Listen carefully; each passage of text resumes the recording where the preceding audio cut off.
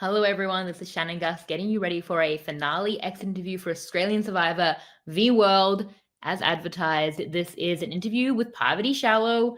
I won't talk about it until everyone who's not meant to be here who hasn't seen the finale jumps out. Please leave. This isn't for you. All right, let's talk about it. Parvati, the winner of Australian Survivor versus the world, the winner of Australian Survivor and US Survivor, a two-time winner. What a wild sentence. I actually haven't said it out loud until now. That is crazy. And I just got to speak to her because I'm so lucky. I'm just like the luckiest person ever. What a fun time with Parvati. I'm hoping to have a longer chat with her soon as well. But this was so much fun to talk to Parvati. So I hope that you enjoy that. I'm about to hop on and do the live finale recap with all of the recap bitches, Puya and Chappelle and Mike. So hope you check that out. That should be in your feeds very, very soon. I have an X interview with Janine coming as well. I have an X interview with Cirie tomorrow. So I'm just going to drop these individually as they come.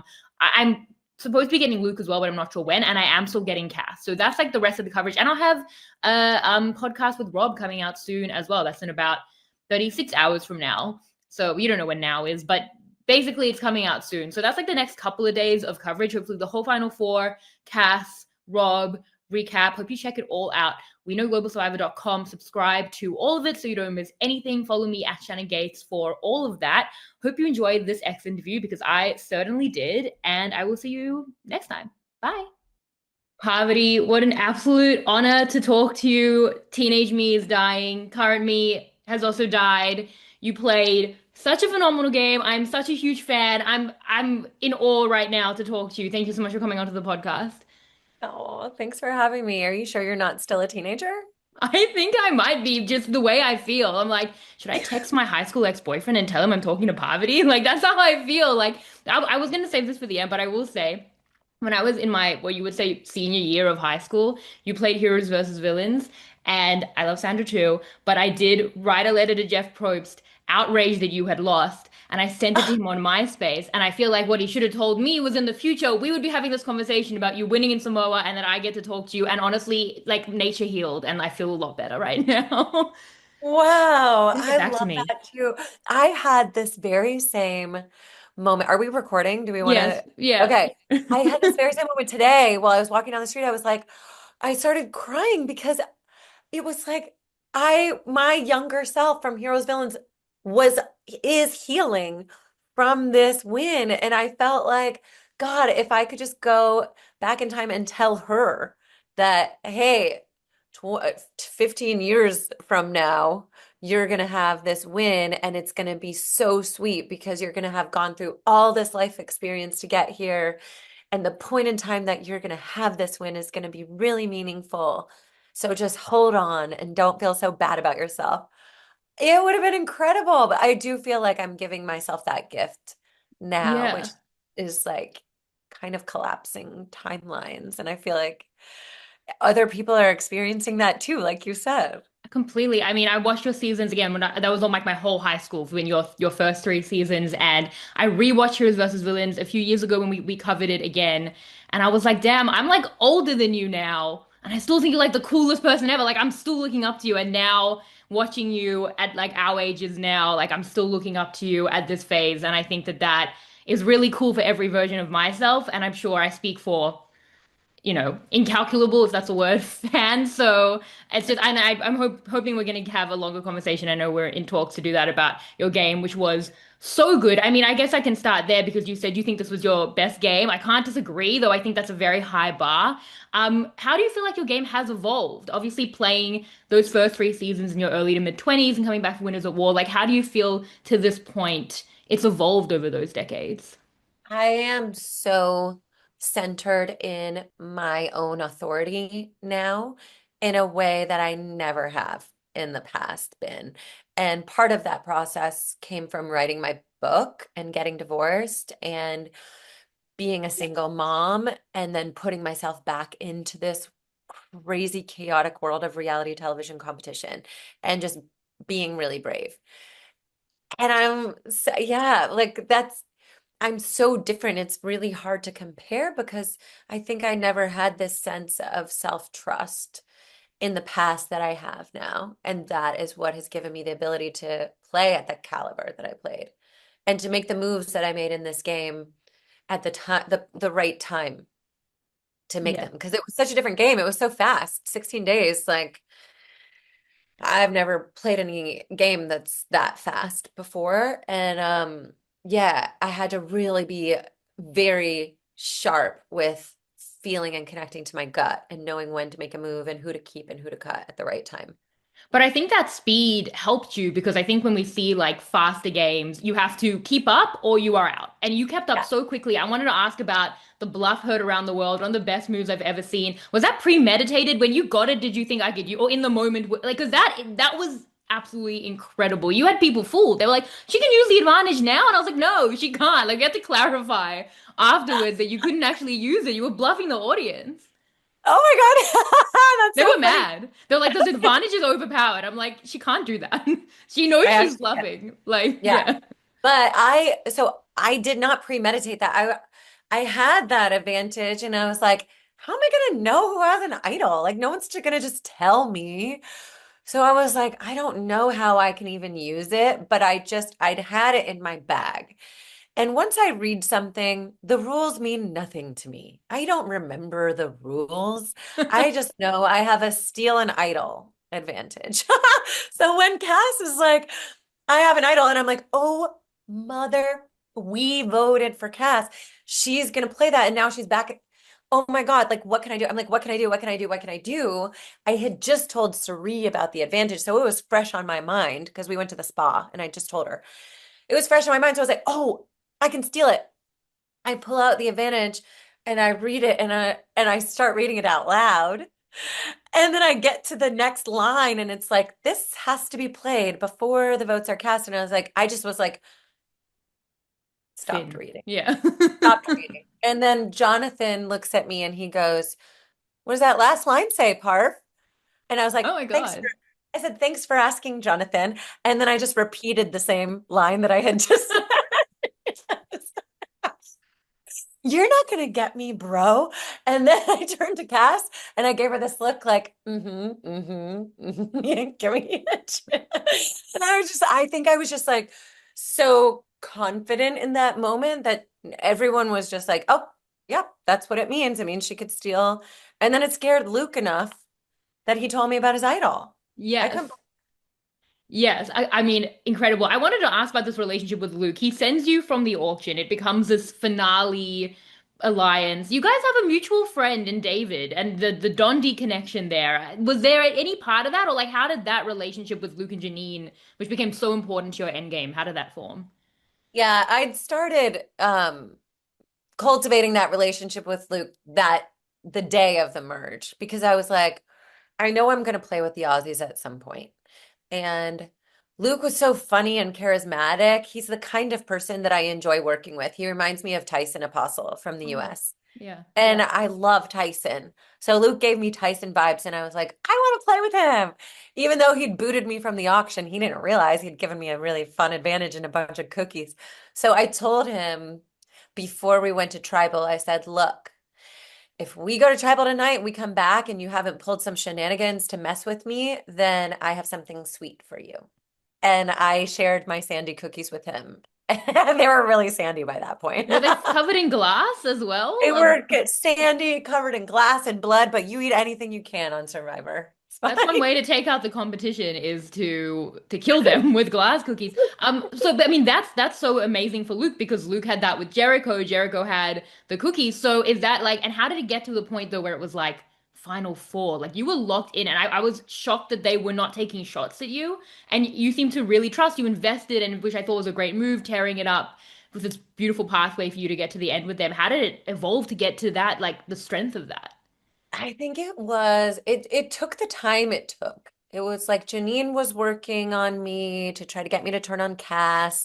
Kirby had also told me that Cass was floating my name. So I'd heard from multiple people that Cass was coming for me, and it wasn't just Janine, but I was like, also, Janine was really good friends with David. So I used that connection as well to form a friendship with Janine. And Janine was so solid with Luke. And I think that because the two of them had that friendship and the depth of their loyalty, it was mirror images with me and Suri. So that was really easy to play with. I was like, look, I'm a loyal person because I had Cirie. In a different game, I wouldn't be that loyal. If I didn't have Cirie, I wouldn't have that like hill to plant my flag on and be like, look how loyal I am. But because I had Cirie, I could use that and say, hey, I'm super loyal. Look what I'm doing with Cirie. I'll do that with you two. I like how loyal you two are with each other. Let's just do this to the end and be each other's mirror images, US versus Australia. And I think Luke is like, he's a performer. He wants a good show. I know that about him. He wants to make the best television show in addition to being the best competitor and winning the game. So for him, the best show is he and I going up against each other at the end. And I knew that. So I was like not worried about Luke trying to take me out. Yeah, and that was, I mean, such an incredible path. So, Cirie, you mentioned Cirie. I mean, talk about high school me absolutely dying seeing you two back together again. I feel like I was raised on the Black Widow Brigade. Tell me about this relationship and the loyalty and how that evolved through the game as well. Well, I didn't know because Sri and I haven't played a game together in 15 years, 17 years. So I was like, okay, let's find out. First day on the beach, I was like, where we at? And it was just instant. Like we had each other's backs. And I just knew, I know how Sri plays. And she's just such a social force. People fall in love with her. So I knew she could go off on the beach and have as many conversations as she wanted, and I wasn't worried about it. In fact, I felt good about it because I was like, the more in she gets, the better that is for me because she'll feed me back any information that she's getting from other people, and I would do the same for her. So you don't really get a chance to have that kind of friendship and trust in these games of deception very often. And for me, it feels like the gift of the universe to have had it now more than once. And Yeah. like actually three times because I had it with Cirie twice and then I had it with David on Deal or No Deal. And I'm like, what did have I done in my previous lifetimes to get these amazing allies? But yeah, it's just the thing that makes these games more more than just like what you see on television. And I think it's what creates like that kind of relationship is what allows for miraculous TV moments to occur. Yeah, I mean, you mentioned David. David going out second was really shocking to me. Like, what had the plan been with David if he could have made it to that point? I like the fact that you won and you never even got to meet David in the game, which was such a massive thinking for us in our pregame. And I did watch all of Dondi, so I'm very up on everything that happened with that. And I noticed you lied about Dondi as well. You were like, "Oh, he turned him." I'm like, "No, he didn't." But yeah. So what was your thought process when he doesn't even make it to you at the merge, 4 episodes in? You know? I was hoping that he would because I thought it would be fun to play together. But to be honest, and what I said when I saw that he was voted out, I was like, oh, well, that takes the target off me. I believed that because I think David already was such a massive target, and so was I. If people saw us coming together and working together, it would have been disastrous for my game, or it would have caused a lot. It would have made it harder for me, I think, to get to the end. So it was kind of a relief when he was out. Oh, well, he has enough Dondi money. Like he's the host of Survivor now. Like he's Yeah, he's he's fine. fine. He He's doesn't fine. need to win another game show. Yeah, he's okay. So what about some other relationships? I mean, you had so many. We see like Shawnee really wanted to work with you, and then that kind of fizzled out. And I thought you might connect over the fact that you had played shortly after having your daughter, and she was playing very shortly after having her son. Kirby is another big one. I thought your answer to her question at Final Tribal Council was no perfect. Your whole Final Tribal Council was perfection. Cass, we see this kind of mirror image, like that whole kind of girl group. How did you who did you see as also really pivotal to your game? Yeah, every single one of them, truly. Shawnee, I was nervous about because she had decided to be a lone wolf, and it was really hard to like lean in and sort of like get any kind of solid connection going with her. And also, I think she was just missing her baby, and I related to her Yeah. so much from that place because I think she and I are the only people in the world who have played Yeah. Survivor so soon after giving birth. Like Yeah. 10, I I can was 10 months. verify, I think. Yeah. Yeah, she was like 9 months. Like Yeah. that's too soon to play Survivor. Your head is not in the game at that point. But I thought she did so well considering that she had like this new baby that she loved back at home. And then Kirby, yeah, Kirby cast, like all of them, they were all so pivotal and important to my game in different ways. Yeah. But they weren't Cirie. So I wanted to ask because obviously if you play the idol for Kirby, like Cirie might go home. There's a lot. Were you gonna maybe play the idol on Cirie? You're obviously threatening it through the merge. Was that ever a real threat? And if so, was it real at that final five when you and Luke are like awkwardly playing it at the same time on each other? Were you ever actually gonna play it at Cirie? And if so, on her, were you gonna play it so late for her at that final five? If so. If I thought that Cirie was going home, I would have given her the idol for sure. At that final five, when Luke and I went up and played, I was like, there is a small, tiny percentage of a chance that Luke is going to make something crazy happen and give this idol to Shawnee. So when he was like, ladies first, I was like, no, let's go together. Because I was like, I need him to be standing up there with me and to kind of play this out at the same time to just flush the idols, essentially. That's like what we were doing. Just get rid of them so that the vote would go the way we all had agreed it would go. But yeah, I would have given Sri the idol. And I told Luke that because we had a Zoom call a few days ago. He and I and Janine and Amelia, who's the producer of Survivor. And I was like, Luke was like, I almost played it for Shawnee. And I was like, if you would have done that, I would have played it for Cirie, and then you and I would have been at Yeah. risk. And then Shawnee would have been the one determining who went home. All the power would have been given to Shawnee at that moment. Like, did you not think that through? Because I would have 100% done that. Yeah, that would have been a big move. I mean, that would have been a lot of power to give Shawnee. I'm glad that you didn't have to do that. But I love your loyalty to Cirie because again, 15-year-old me is incredibly appreciative of how beautiful that sentiment is between the two of you. It's not just like altruistic either, because in the game of Survivor, your relationships are your currency. So I know that me staying loyal to Cirie and having her back and going to the end, like she had my back. If anything was going to go down, I knew I could depend on her. And that's like having double votes. It's like I have two votes secured. Like that's so unheard of in the game of Survivor. So it's like I'm not going to risk losing that by any chance. I would rather like put myself at risk knowing that or trusting that the strength of my relationship with Shawnee is better than Luke's or something than like risk having my number one go home. And then also having her on the jury was like I was really sad to not have her with me, but I was like, also, this is good for me too, in a way, because I know Cerie's not voting for anyone but me. So it's like, yeah, like Survivor is a game of relationships. It is such a social game, and the people who really understand that are the ones who do well. I mean, I agree. I definitely think like the strength of an ally, I've always said, is more important than a trinket. In saying that, like you don't need to depend on Cirie. Like you can depend on yourself. You win that final challenge. You were never gonna lose that challenge, I don't think. Like you were picking up allies so quickly. Like you lost David, right? Who you can compared to Cirie, maybe the only person you could compare to Cirie, and flourished. So I feel like there's a lot that you can depend on just internally as well. And I know that we're hoping to have a longer chat. Hopefully very soon. Final question. You said it's the end of your Survivor career, which is very painful. I hope there's like a, Survivor, I don't know, not 50, we've done that, 70 or something, where it's Legends or something and you come back. But what do you feel 70. like? Yeah, well, that's Ow! another 10 years. I don't know, 60. Where are we? No, but what do you kind of feel like is next for you? And obviously, it's been like a huge year for you in so many ways. But where do you see next? I'm working on a new book project as we speak, and I am developing a show with Endemol, who produced Deal or No Deal Island. We just got it sold to a network over here in the US.